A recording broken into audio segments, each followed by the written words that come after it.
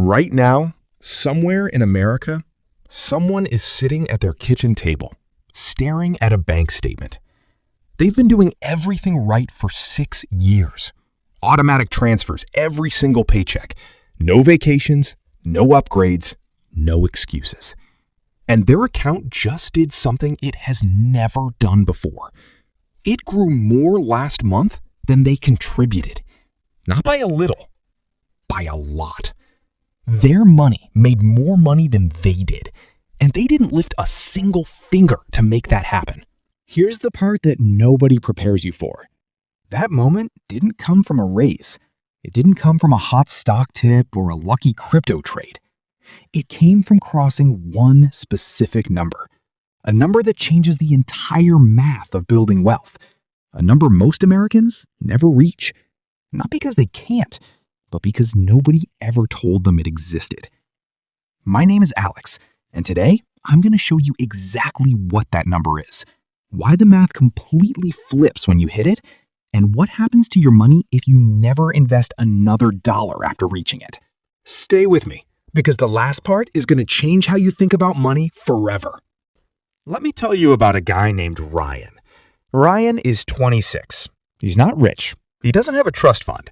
He works a regular job in Columbus, Ohio, brings home about $58,000 a year, and 6 months ago, he made one decision that most people his age never make. He opened an index fund account and set up an automatic transfer of $800 every single month. No crypto, no options, no watching ticker symbols on his phone at midnight. Just a boring, low-cost index fund that tracks the entire U.S. stock market. And after his first full year of doing everything right, you know what his account showed? About $9,900. He put in $9,600 himself, which means the market, the thing everyone told him would build his future, contributed exactly $300. $300! That's 2 tanks of gas. That's a Costco run and a pizza on the way home. Ryan spent 12 months skipping happy hours, driving a car with a check engine light he was ignoring, and watching his friends book trips he said no to. And the famous power of compound interest rewarded him with enough money to cover one car payment. And this is the exact moment where most people quit.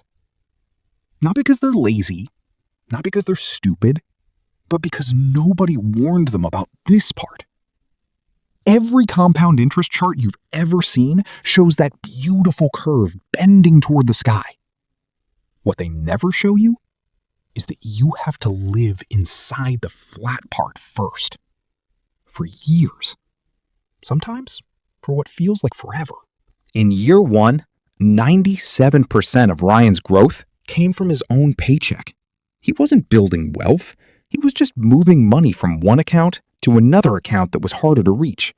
And his brain, like every human brain on Earth, looked at that $300 and said, "This is pointless." It wasn't pointless. It was loading. Now, meet Ryan's friend, Jordan. Same age, same starting point. Started investing the same month Ryan did. In year 3, Jordan looks at his $38,000 balance, does some quick math, decides the whole thing is moving too slow, and cashes out. Puts $15,000 down on a new truck.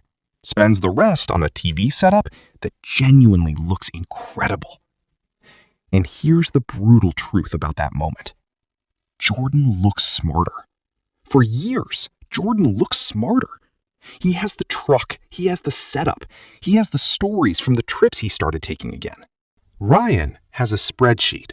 For almost a decade, every visible scoreboard says Jordan is winning.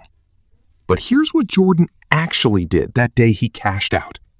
That $38,000, left alone at a 10% return, was on pace to become just under $1.1 million by the time Jordan turned 65. He didn't buy a truck. He bought the most expensive truck in the history of his family. He just won't get the bill for 35 years. There's a reason one of the greatest investors who ever lived said what he said. Charlie Munger, Warren Buffett's business partner for over 50 years, was once asked at a shareholder meeting how ordinary people should think about building wealth. His answer was blunt, almost uncomfortable. He said the first $100,000 is a beast, but you have to do it.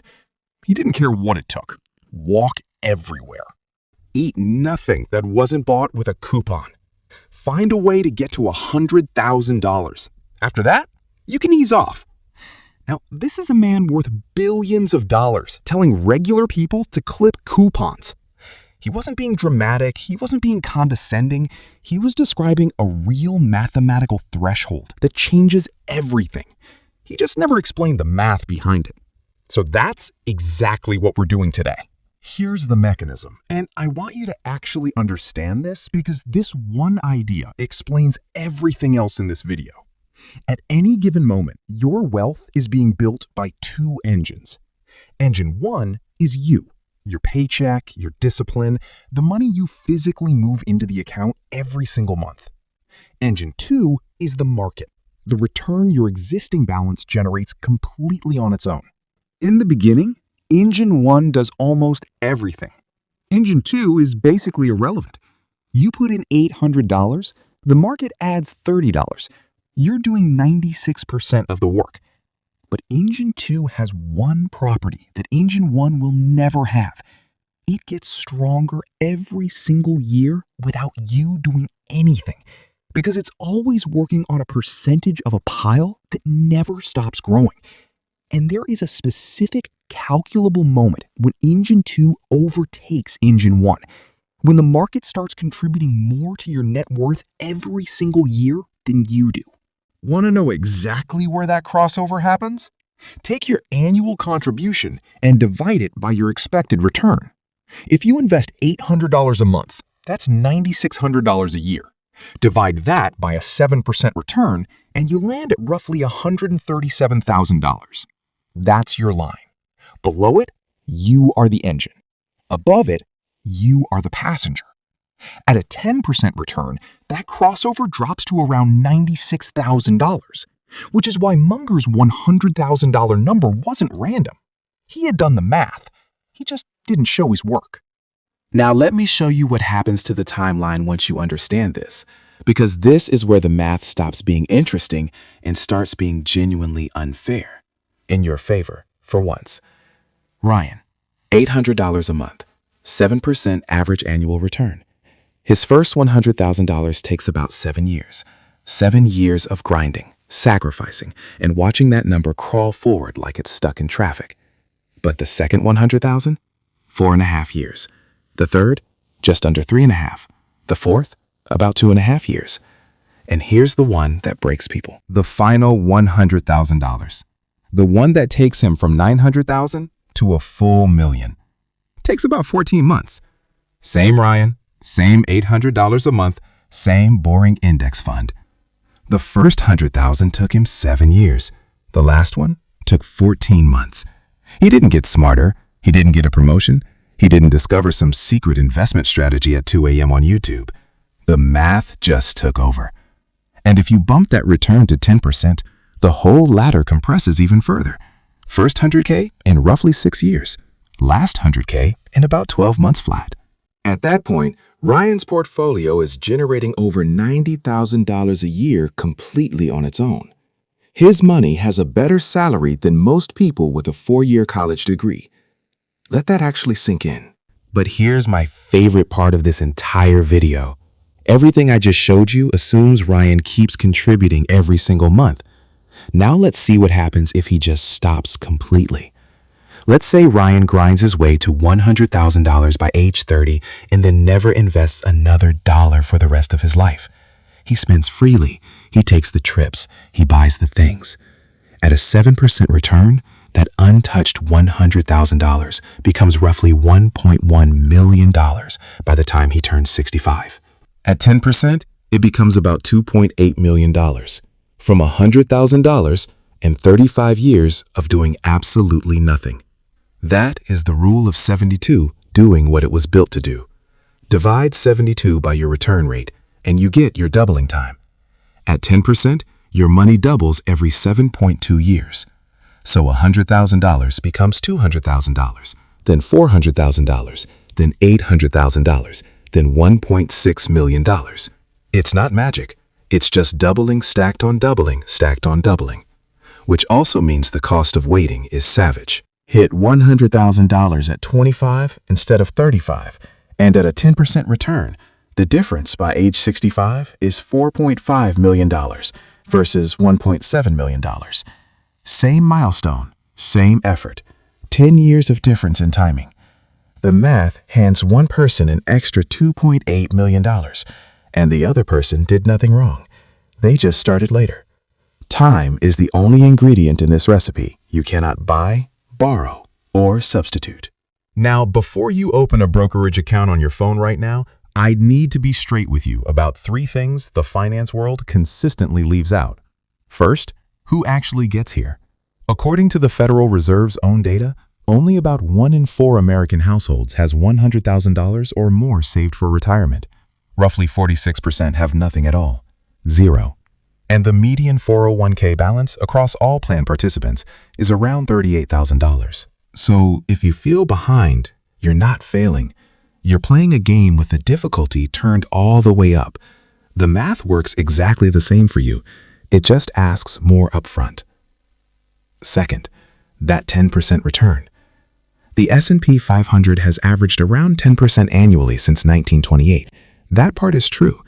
But in those nearly 100 years, you know how many individual years actually returned somewhere between 8 and 12%? 5. The average is what you get after the up 26% years and the down 38% years cancel each other out. 1 in every 4 years has been negative. There was an entire decade, 2000 to 2009, where the market returned essentially nothing. So when I say 7 or 10%, understand that's the long-run average, not a guarantee for your next 5 years. You will live through years where your account drops and the crossover point feels like it's moving away from you. That's not the math breaking. That's just the toll booth or the road. Third, the inflation reality. Munger said $100,000 in the 1990s. Adjusted for today, that's closer to $210,000. So is the real modern milestone 200K? Honestly, yes, kind of. But here's why the 100K number still holds. The crossover isn't really about a specific dollar amount. It's about the moment your portfolio's annual return passes your annual contribution. For most people saving a realistic amount, that flip starts happening somewhere in the low to mid 6 figures. The principle is timeless. The price tag just got more expensive, like everything else. Here's something nobody talks about. Some people actually hit $100,000 and then completely stall out. They made it to the base of the mountain right when the climb finally gets easy. And it almost never comes from a bad market. It comes from lifestyle. Hitting 6 figures in an investment account feels like permission. Permission to finally lease the car you've been watching. Permission to upgrade the apartment. Permission to ease off the contributions for a while. Because hey, you earned it. And every single one of those decisions does the same thing. It pulls fuel out of engine 2 right as it's finally starting to take over. Munger had a rule for this too, possibly his most important one. The first rule of compounding is to never interrupt it unnecessarily. Every dollar you pull out of a $100,000 account at age 30 isn't just a dollar at 10% return. It's $28 you just took from your 65-year-old self. That $10,000 lifestyle upgrade isn't $10,000. It's $280,000 in future dollars wearing a really convincing disguise. I'm not saying never enjoy your money. I'm saying know the real price before you swipe the card.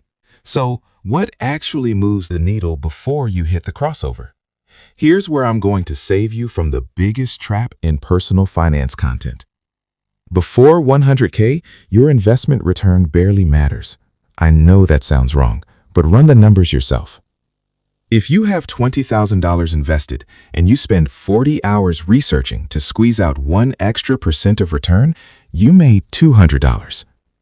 If you spent that same energy finding $200 extra per month to invest, that's $2,400 a year, 12 times the impact. Below the crossover, your savings rate is the entire game. Your fund selection is a rounding error. So automate the contribution. Set it to transfer the day your paycheck lands, before your brain gets a vote on where it goes. Pick a low-cost, broad index fund and leave it there, and watch the fees. Because a 1% annual advisory fee sounds harmless until you realize it can quietly erase around a quarter of your lifetime returns. Then, do the hardest thing in personal finance. Ignore the account. Check it quarterly, not daily. The flat years are not a malfunction. They are the price of admission. And most people refuse to pay it, which is exactly why only 1 in 4 households ever collects what's waiting on the other side. Let me leave you with one last number because it's my favorite stat in all of finance. Warren Buffett is worth well over $100 billion. Want to know how much of that he had by age 65? About 3%. 97% of one of the largest personal fortunes in human history arrived after the age most Americans are thinking about retirement. Buffett isn't even the best investor alive by annual return percentage. Other managers have beaten his numbers. His actual superpower has nothing to do with stock picking. He started at age 10, and he never stopped. He found his crossover point early, and then he let the doubling stack for 8 decades straight. As he put it himself, life is like a snowball. The important thing is finding wet snow and a really long hill. You don't need his talent. You don't need his connections. You don't need his net worth. You just need his hill. And the hill is time. So here's everything we covered today in 3 sentences. The first $100,000 is slow, painful, and almost entirely powered by your own sacrifice. But inside that grind is a crossover point where the market quietly takes over the heavy lifting. Every milestone after that arrives faster than the last, and a single untouched $100,000 at age 30 becomes a 7-figure retirement all by itself. The math was never broken during the slow years. It was just loading. Your only job is to still be there when it finishes.